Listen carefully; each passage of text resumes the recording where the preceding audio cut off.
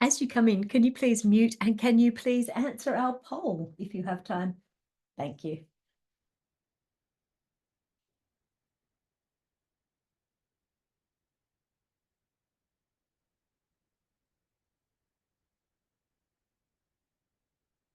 Welcome if you're just joining us. We're just going to wait a little bit until we have people to join in.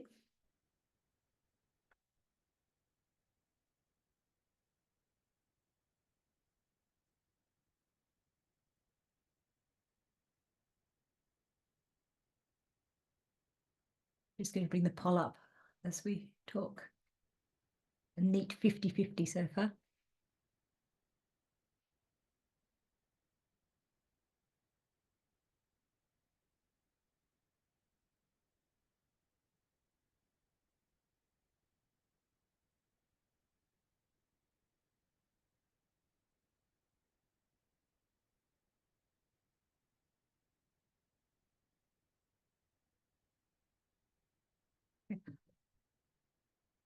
Liz, are you okay to turn off the waiting room if that's okay?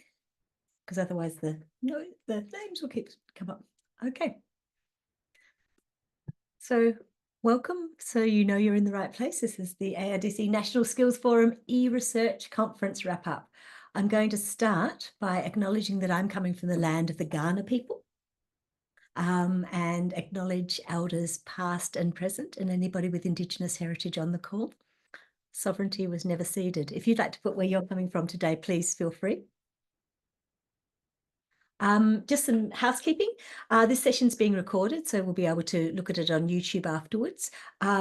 Please do feel free to turn on your video. We should be able to handle that on the call, and to use Zoom reactions. We'll have a question session at the very end, so please feel free to post questions as you go, but we won't be having a look at them until the very end, where we'll open it up for people to talk. So we have a code of conduct, which is, there's a link to it and that will be pushed out into the chat, just to make it a safe and welcoming space. We ask that everybody respects everybody else. So the Skills Forum, this is our second one. Our last one was held before the eResearch Conference. Then we had the eResearch Conference and now we're having this one here.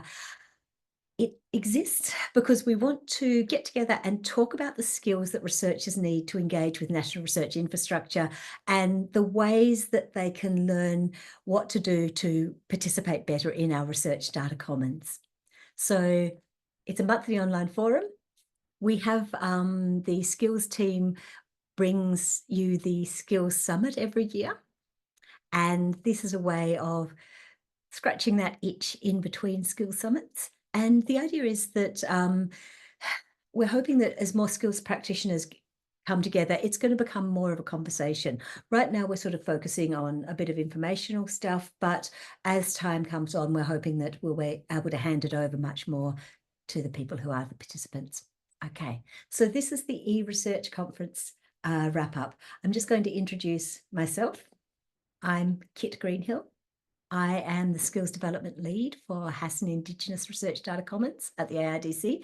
We have as our guest Nisha Ghatak, who is a Research Communities Advisor Trainer Lead at the National eScience Infrastructure, New Zealand eScience Infrastructure, and a board member for the Carpentries, and Amany Gouda-Vossos, who is the Skills Development Lead for People with the ARDC. And we were all there and we saw stuff and we spoke, so we're sharing some of that stuff. So the eResearch Conference, Australasia, is it's a 3-day conference. I didn't do my research well enough to know how long it's been going. Does anybody know how long it's been going for? I'm guessing we're looking about 10, 15 years. Yeah, I think so. Okay, it was held for 3 days from the 28th of October to the 1st of November, but then there were workshops either side. So it sort of becomes a 5-day ongoing conference. The way they describe it is as the premier event for eResearch, transforming research through information technology. It offered delegates a chance to engage, connect and share ideas on new research capabilities and how ICT technologies could enhance collaboration and data management. So we had keynote speakers from all over the place. We had lots of different streams. If you were really into the nitty-gritty of techie how to run these things. There was something for you if you wanted to know about when we should stop collecting data and what we're going to do about it, if you wanted to know about the impact of AI on a lot of what we were doing, if you wanted to know what people were thinking about skills, it was covered. There was also a trade show where people could stop and talk about what they were seeing. If you dropped by the ARDC store, you would have been able to do almost the equivalent of an interpretive dance in Lego, where you would express what research infrastructure means to you using Lego blocks. Okay, so there was a lot going on. I think we've just pushed out the program, so you can have a look and see what was happening in the program, and you can see the extent of the coverage. It was my first time at eResearch, and I hadn't realized just how wide the coverage was. And so if there's anybody who's thinking about eResearch and whether it would be for them next year, I would say it's not just strictly about the technical side of the infrastructure. It's not just strictly about skills. There were people there, there were librarians there were people who run the nuts and bolts. So it was much wider, I think, than I expected, and a much more happening. Okay, so the three of us, me, Amany, and Nisha, gave sessions at the conference. What we're going to do is we're not going to redo the paper. What we're going to do is talk about the nuts and bolts of the stuff that we found really interesting from our papers. We don't have to offer reasoned, evidence-based reasons for saying what we're going to say. You can follow it up on the papers. There's information there. So we're just going to quickly talk about the guts of what we talked about. Nisha actually had 3 different papers. So I am going to hand over to Nisha. Let me know when you want me to advance slides. Thank you, Kate. You could just change the slides and maybe that's easier. And I could speak to the 2 slides that I've got. So yeah, good afternoon. I'm Nisha. As Kate mentioned, I'm currently based out of Auckland, New Zealand, and I work for New Zealand eScience Infrastructure, so a bit far away from all of you in Australia. And eResearch, the Australasia Conference, some of us at NeSI, we are regular attendees, or we try to be. It's a wonderful community feeling to come up there and meet all of you and talk to you about the work that you've been doing. This time, I initially submitted just the 2. So I won't talk to the ML BOF. That is the 3rd one that Kate sort of mentioned, because I wasn't actively involved with it. I had one of my team members go in my place instead. But the 2 The 2 talks that I did contribute to, the first one is a BOF with Sarah King from ARNet. It was a very unconference type session, very informal, quite important to realize that this was just a conversation starter for most of us. So what Sarah wanted was to have people in the room discuss some of the challenges that they might be encountering in Australia. And similarly, we had some people come up from New Zealand. So just understanding some of the common challenges within the carpentries communities in both spaces. That was good. So we had some group discussions there.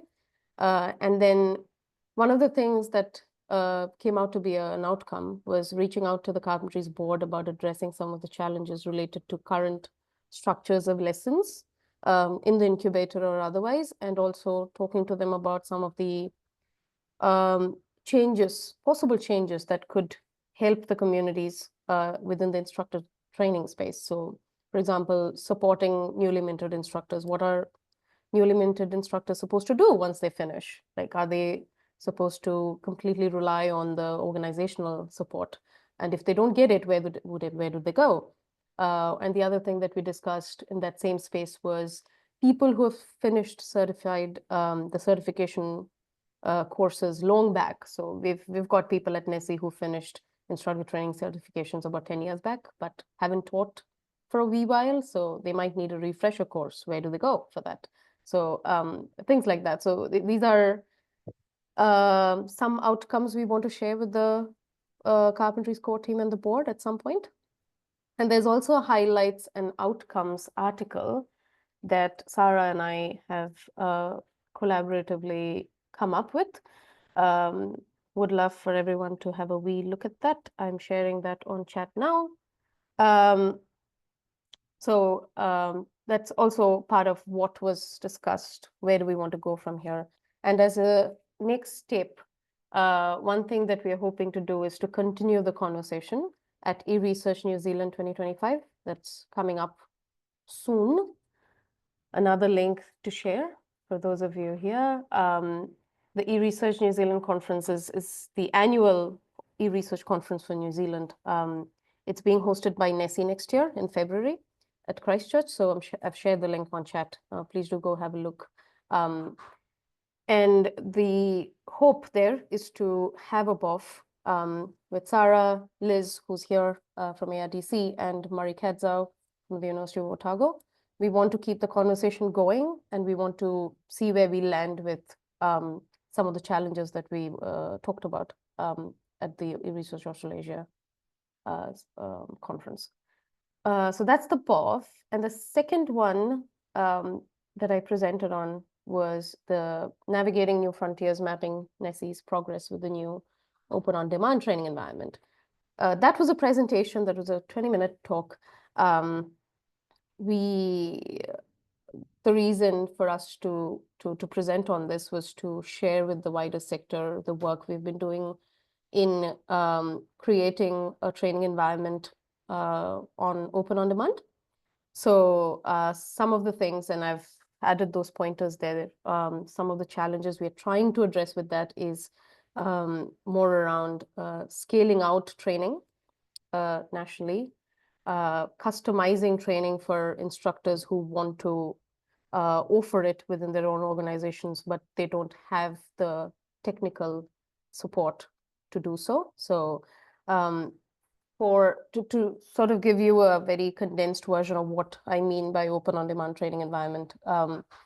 So it is a cloud-based training environment that we have built out for trainers or instructors to access if they want to teach online to a larger bunch of learners. So at this moment in New Zealand, if you wanted to access something like this, you'd have to go through NeSI to sort of set up that environment for you.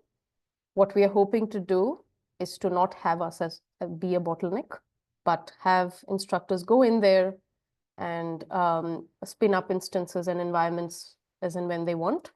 So we've got a few applications there. So there's Python, RStudio, to name a few. You can go up there, spin up an environment, and have throwaway accounts for all your learners. So let's say you have 20 people coming to your training. You say 20 training accounts, training 1, training 2. And they just go in there with the username and password, and they have set up like notebooks with built-in data sets that they can use for the hands-on workshop. So that's more or less what we could say about the training environment. It's in very early stages, but we've started asking our partners to sort of test it out, tell us where we can make tweaks, and basically enhance the hands-on learning experience for instructors. And of course, it's a controlled learning space. Nobody can go in there and break anything and impact the larger cluster, which is good, which is always good. So yeah, so we started this project as a learning experience primarily for NeSI, but our goal was to improve how we offer training environments by leveraging the repeatable code and ensuring that we have some level of consistency and efficiency as we do it. So we've used Ansible and Terraform for those of us who might be interested on the technical side of things, to create automated, repeatable environments, so that there's limitations around manual interventions, and also reduces the chance of human error. If Kit, you could go to the next slide. if anybody wants to have a look-see at the GitHub repositories that we've got, or I should say repository, depending on which one you want to check out. There's a GitHub side of things, and there's also an mkdocs version in case you hate Git like some of us. It's fairly straightforward. As an instructor, you should be able to go in, and it's an open source repo. We welcome any sort of feedback you might have on perhaps enhancing some of the paths that we've got in there, documentation wise or otherwise. Yeah, that's all I'll say so far. And of course, we've used Open on Demand and Keycloak to create this, but happy to take any questions and chat further later. Thank you. Thank you very, very much, Nisha. I'm just going to bring back our poll so people can see it on my screen. So probably we're looking at about 60-40 of people who have been to eResearch and they're just rehashing today, and 40% who it's new for. So that's actually a really interesting breakdown, really good for us to know. So thank you for filling in the poll. Okay, I am going to now introduce or hand over to my colleague Amany, who is going to tell you about the paper that she gave. Thanks, Kit. Can everyone hear me? Awesome, good stuff. So yeah, as Kit mentioned, my name's Amany and I work for the skills development. I work as a skills development lead at the ARDC for people, which is for health and medical. So I'm just going to go ahead and give you a summary of my talk. I don't know if you can hear what's going on in the background, but there's some heavy construction happening next door, so I apologize if that's quite loud. So I'll just give you a summary on my talk. It's centered around a training guide for short format training that the skills team developed. Yep. Oh, thanks for doing that, Kit. And just centered around a training guide for short format training that the skills team developed. And it all came about because, times are changing and there is evidence to suggest that we are entering, if not already entered, the fourth research paradigm. And this is indicated by the rapid rise of advancements in data-intensive practices. And as we enter this new paradigm, upskilling our next generation of researchers has become pivotal. So things that are also evolving at such a rapid rate that researchers will need to counteract with training that can catch up.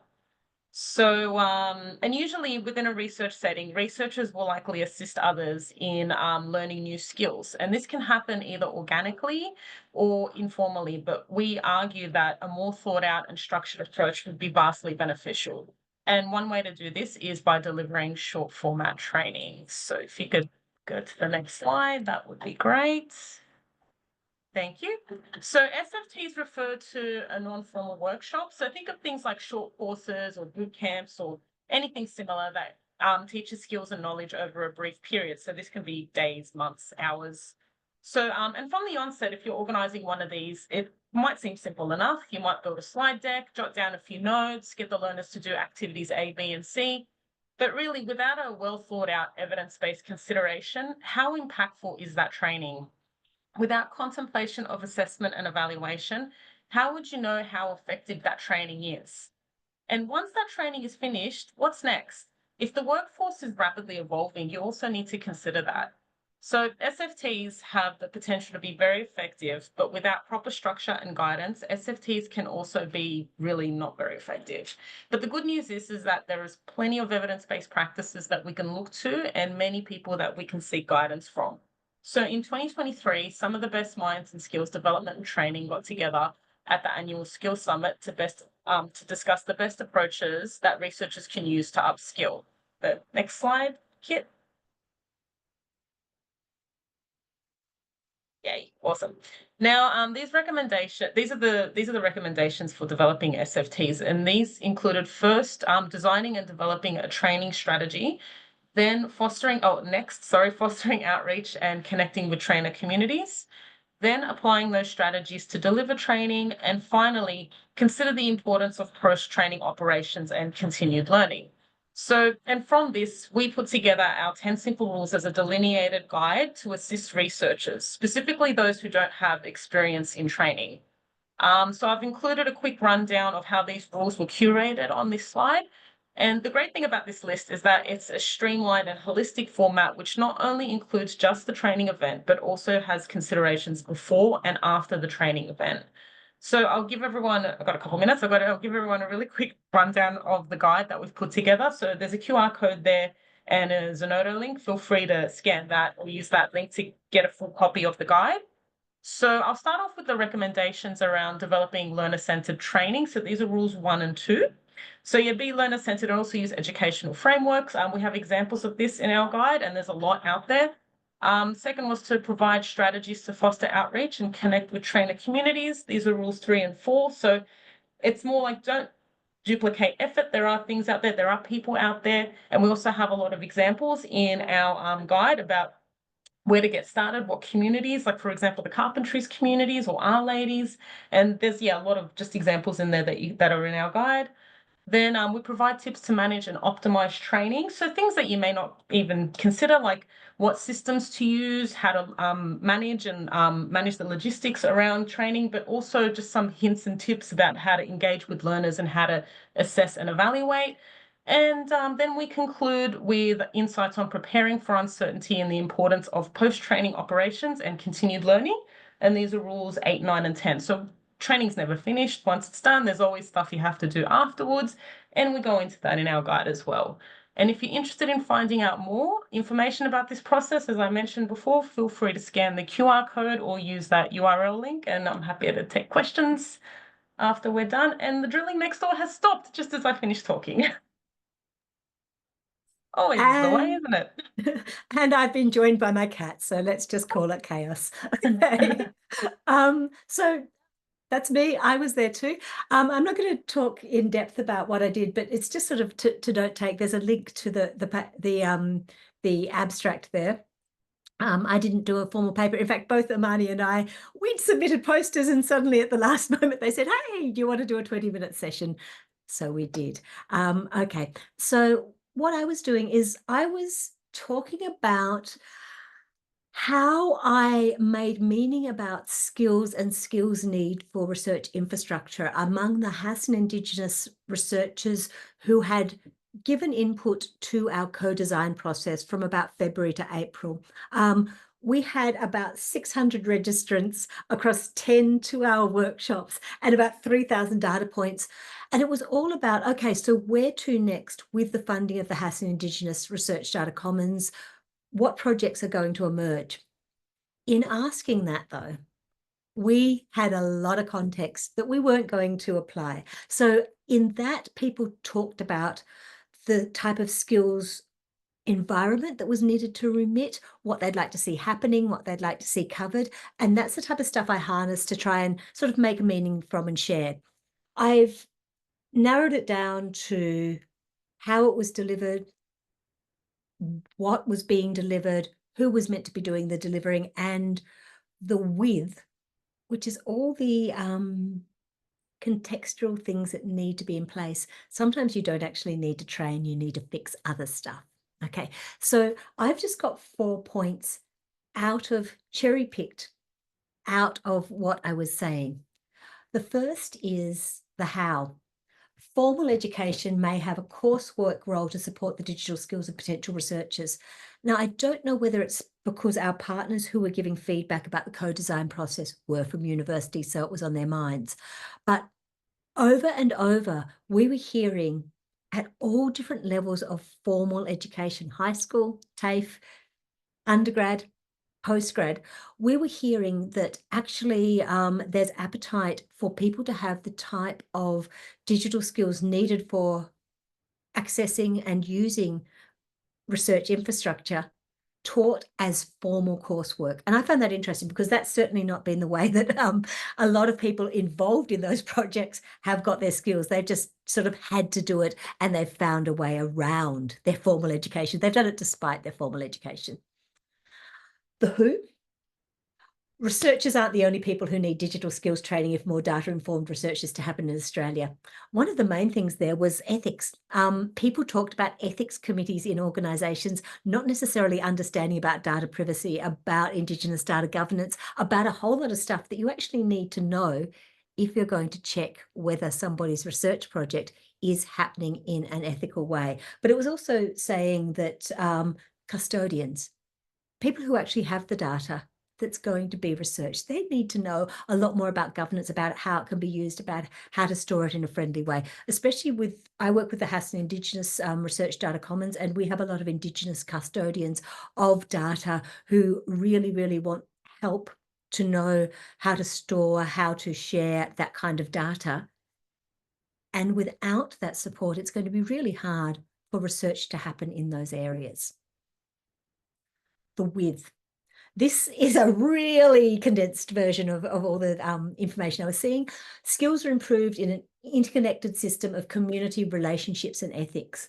People were saying training has to happen in community. You need to ask elders in Indigenous communities and explain what's going on. You need to make sure that you're dealing with things ethically. You need to make sure that if people are being called in for a training session, you explain and are doing things to help, where there's going to be support for those skills to be used and supported afterwards. There was a lot of comment about the fact that people who get skills through doing stuff in our research infrastructure projects don't have a career path, don't have secure contracts.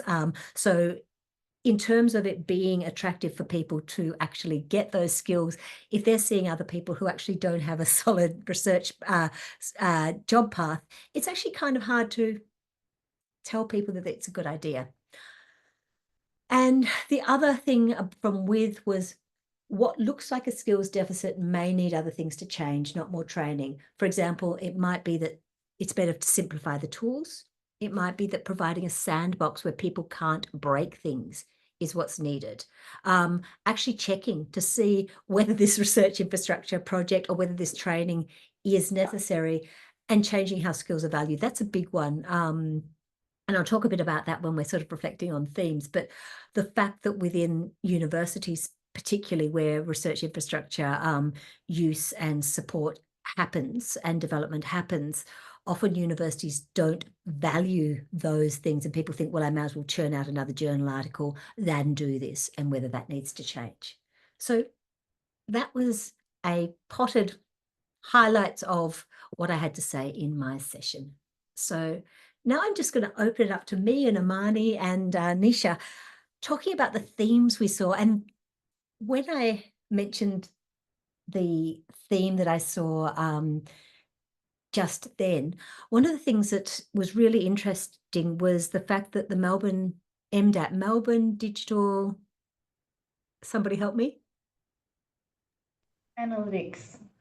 Melbourne Analytics. Data Analytics Platform. Thank you. The Melbourne Data Analytics Platform, which are people who have an academic background who are working to help other people do data-enriched research. They actually have a category at the University of Melbourne, which is academic professional, academic specialist classification. And the fact that these people were recognised in the promotion cycle, in payment, in the conditions of other academics, was something that was really interesting and sort of went throughout the conferences. You know, there was a lot of, did you know about that? And I'm just wondering, Amany and Nisha, either of you, what were sort of things that impressed you, you saw there at the conference?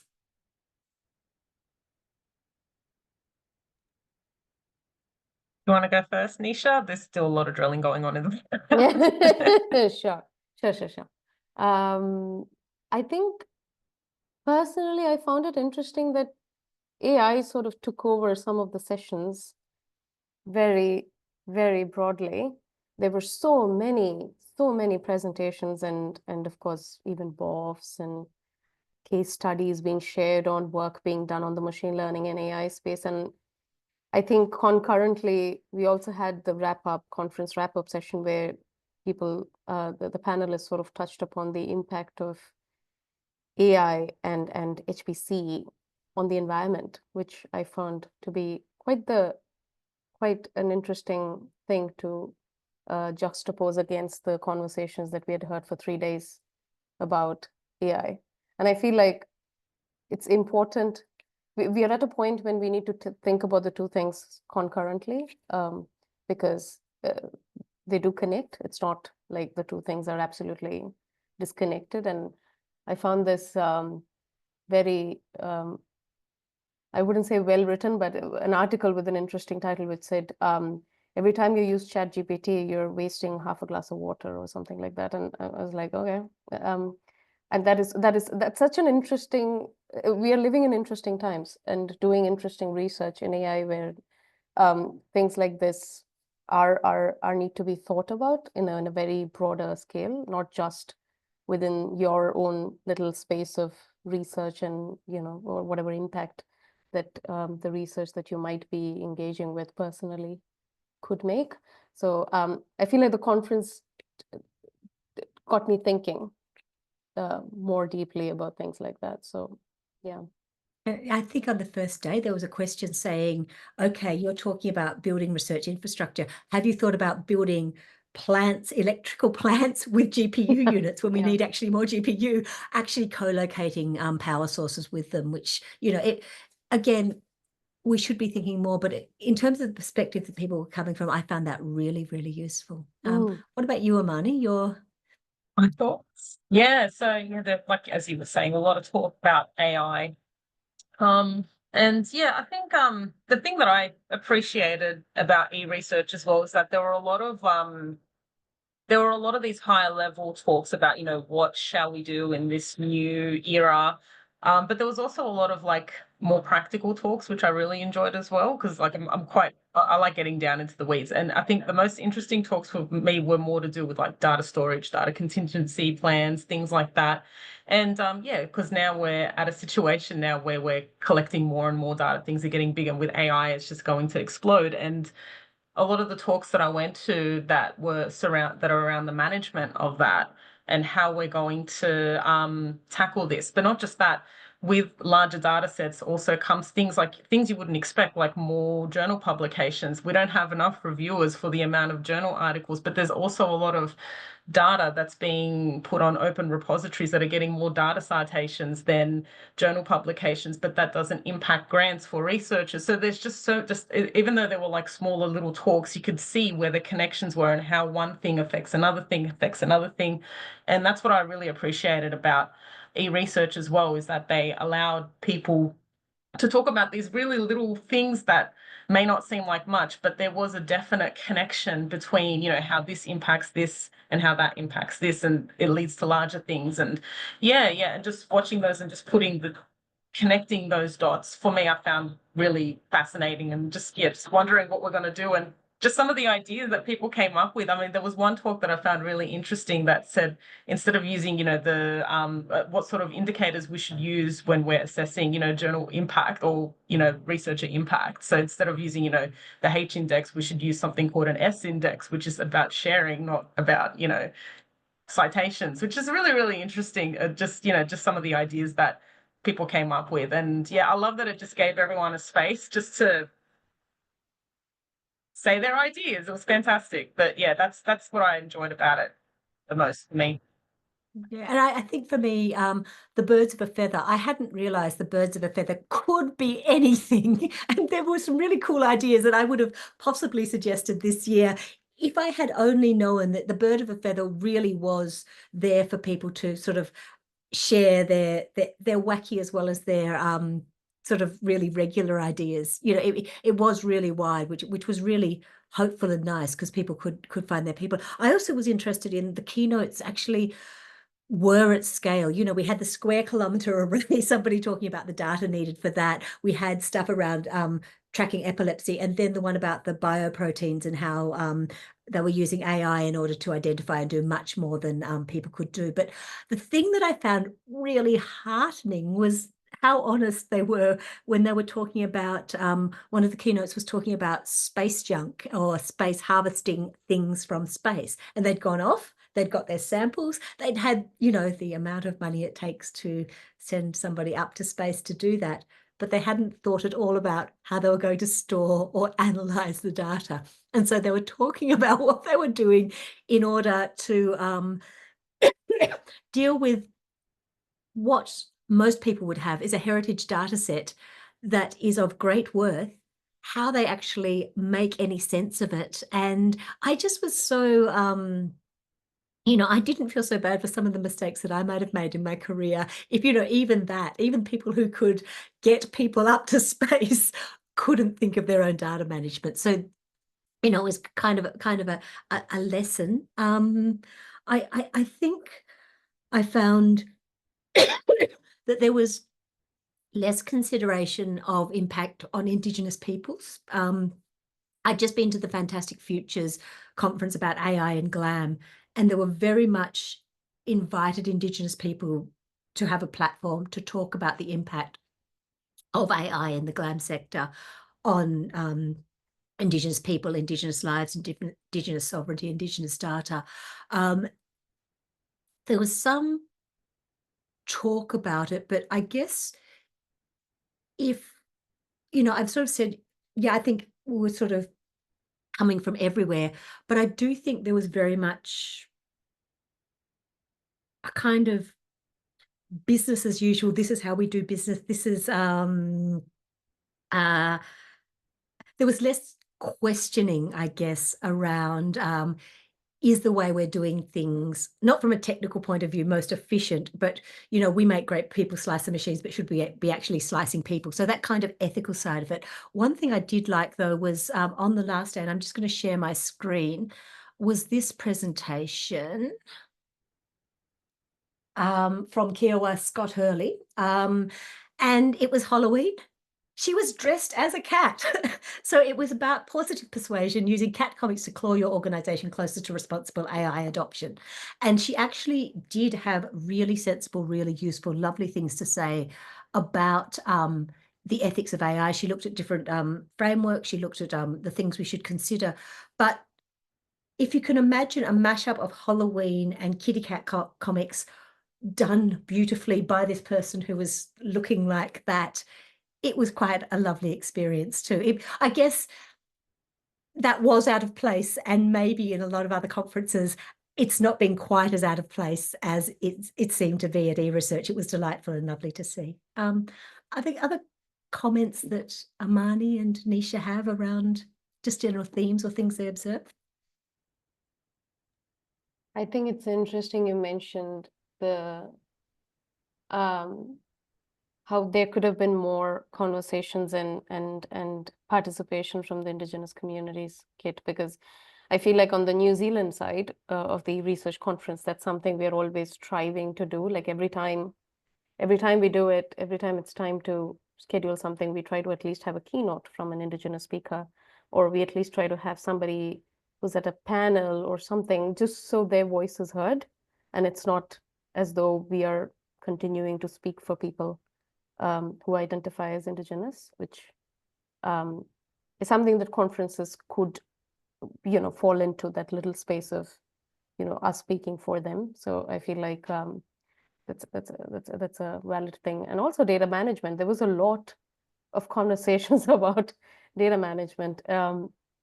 Many presentations on data management, which is again very interesting and much needed. Yeah, that was going to be my next talking point, data management.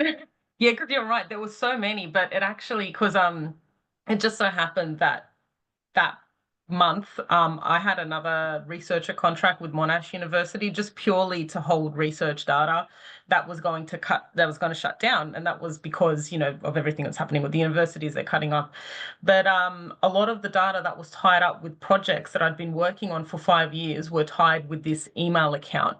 And after watching all these data management talks, that actually made me go away and then create my own data management plan. And it was actually really useful practically. And I've actually made my own data management plan. So that account closed up last Sunday.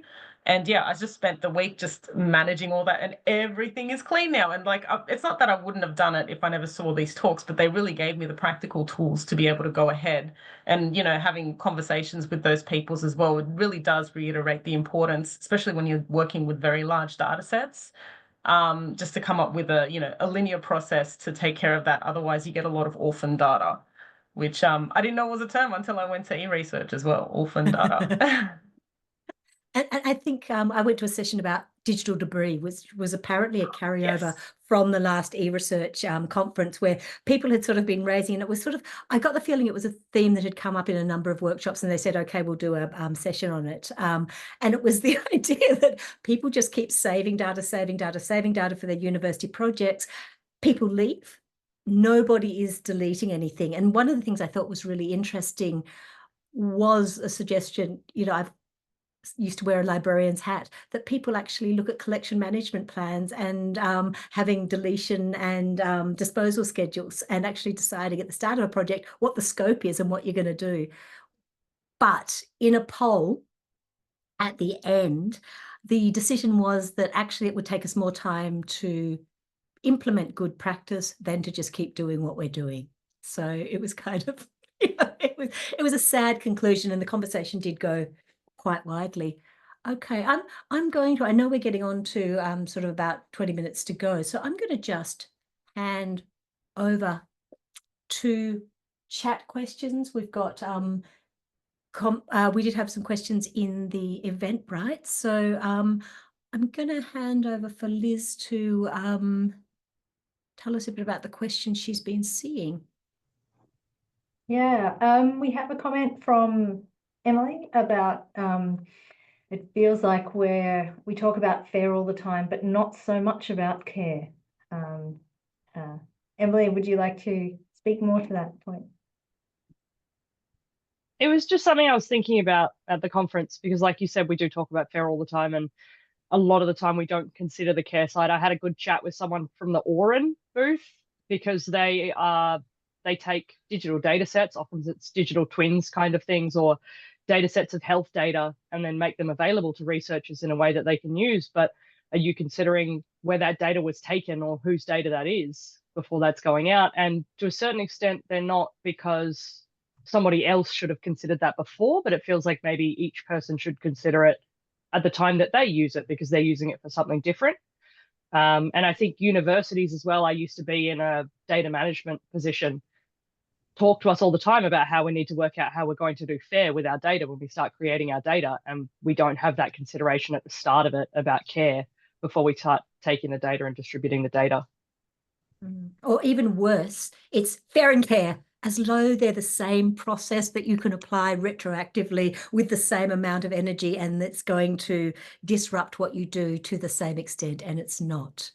So my second least favorite thing, my least favorite thing is, as you say, people not mentioning care when they talk about FAIR. My second least favorite, though, is just bundling them together as though they are as important as each other, but certainly they're not the same process, and you don't retroactively do them at the end of your project.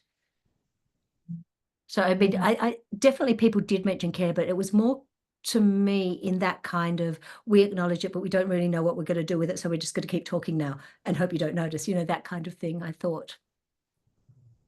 One of the things that came in through the questions that we had collected between now, while people were registering for this, was an acknowledgement that a lot of the skills and training sessions at eResearch this year clashed with each other, and so people had to unfortunately prioritise. So I wonder, this is equally a question for our speakers and our audience here. What does this experience teach you about what is important for our community there? And would you want the same kind of thing to happen next time you attended eResearch? I think it was so that they knew people could only come for one day, because certainly there was everything I wanted to do on one day, and then the next day, not so much. And I think the other one, even less. And I think it was because they knew that people could only spend one day. But yeah, I actually jumped from my own session. I gave my paper, and then I jumped into another one because it was about the co-design process in Hass Indigenous. I'd given a paper here, and then I was hearing my colleagues talk about it in the room next door. So it wasn't only just, the time, it was actually at the same time. What did other people think? I struggled with it.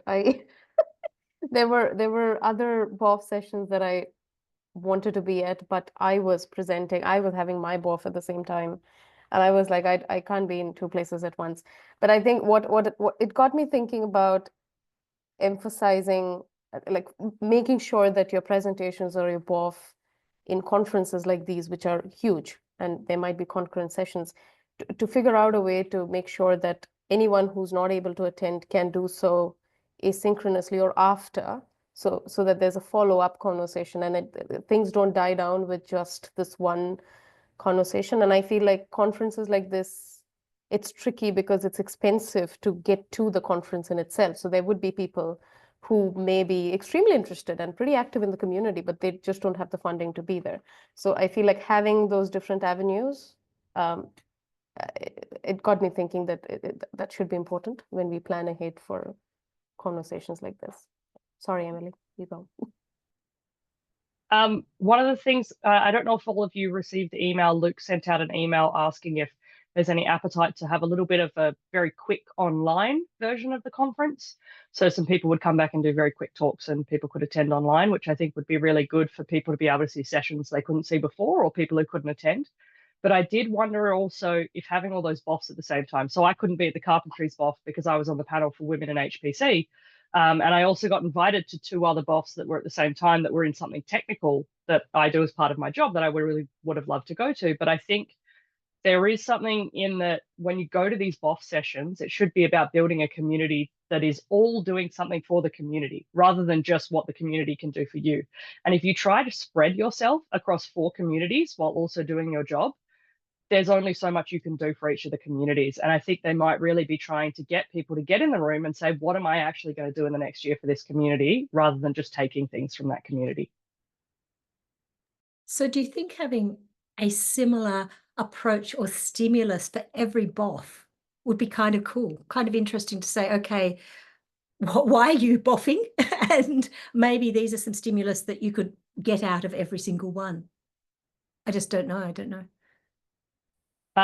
Yeah, so we tried to make our BOF as well a conversation around like, what would you like from our community, and also what can you do for our community? I think probably maybe there needs to be some thought from the conference side about what BOFs they're doing, because maybe having multiple training BOFs is a bit hard because those are very clearly overlapping in the communities that would attend them, and maybe thinking about having ones that I guess are really directed towards this one's technical, this one's for diversity, whatever else, so that people can really go into something that's in their area.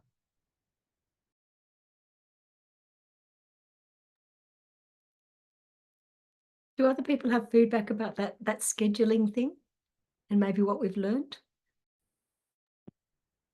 I had a comment just on with the streams, they had themes sort of attached to them. And from what I've heard, I can't remember where I heard this and if it's true, but I believe they used AI to create those themes.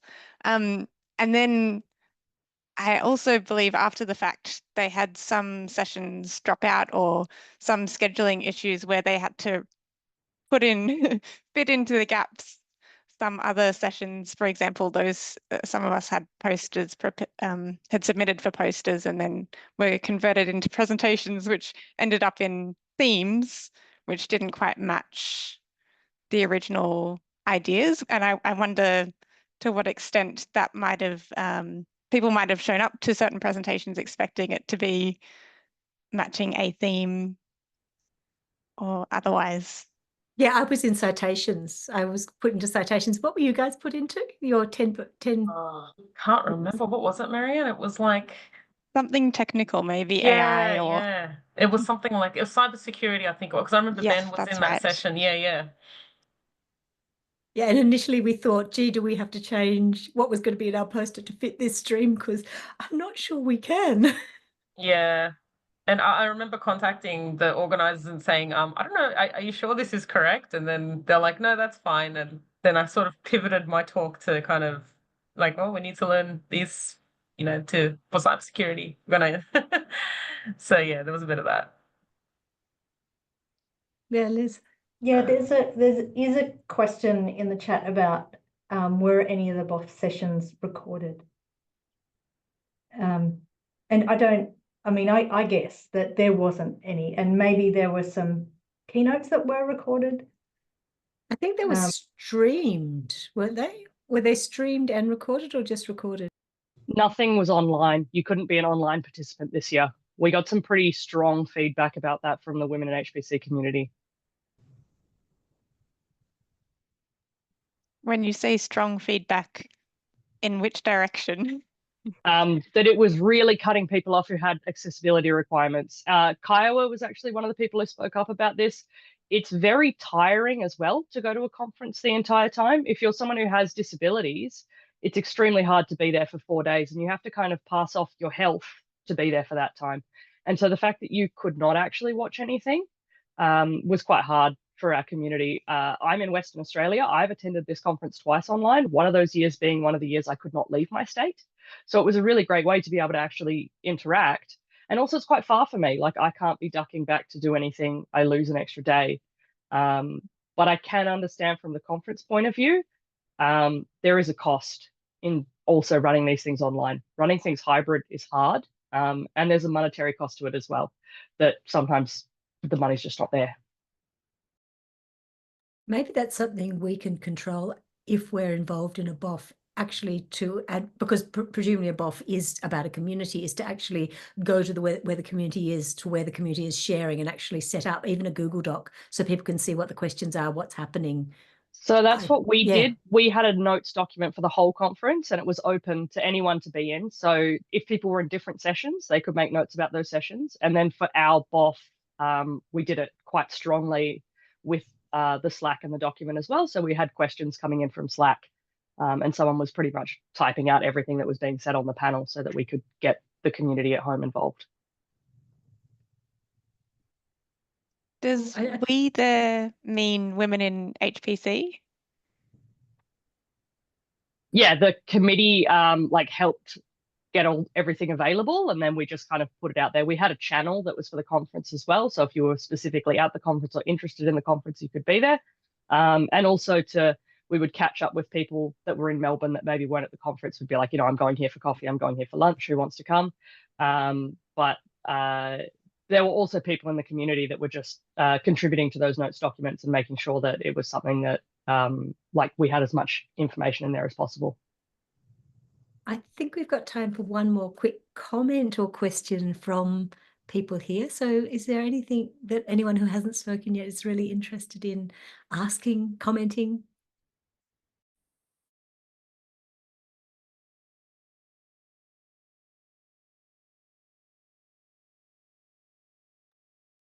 Okay, well, thank you very much for your contributions. It's really kind of nice to hear that.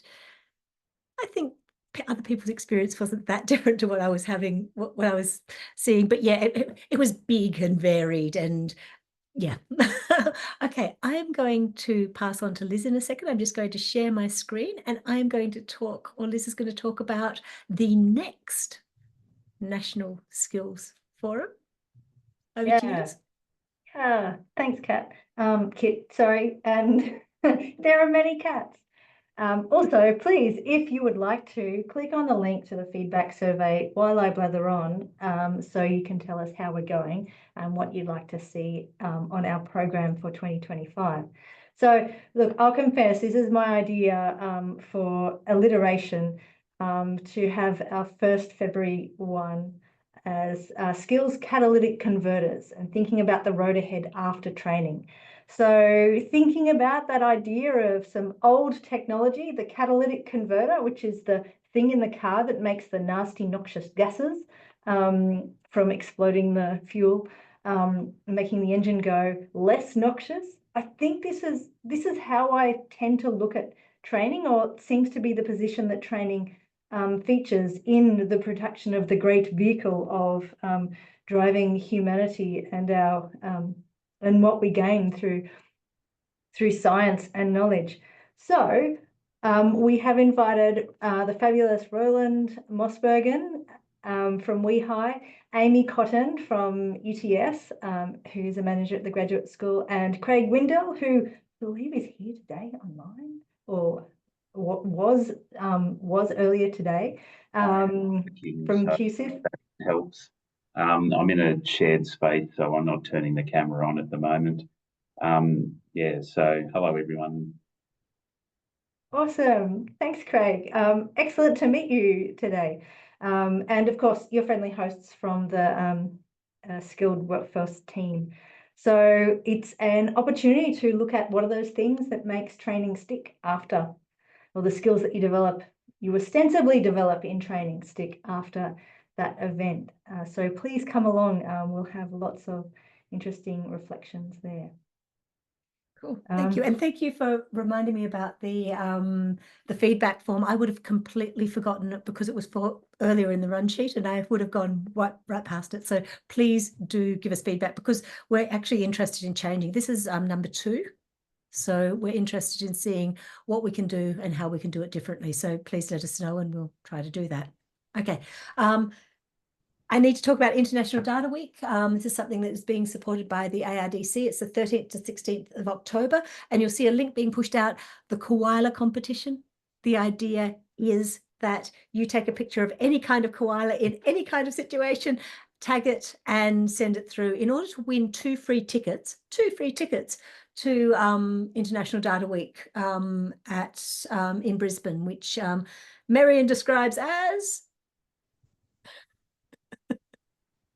It's like the Olympics for data. Yeah, I just love that description. Yeah.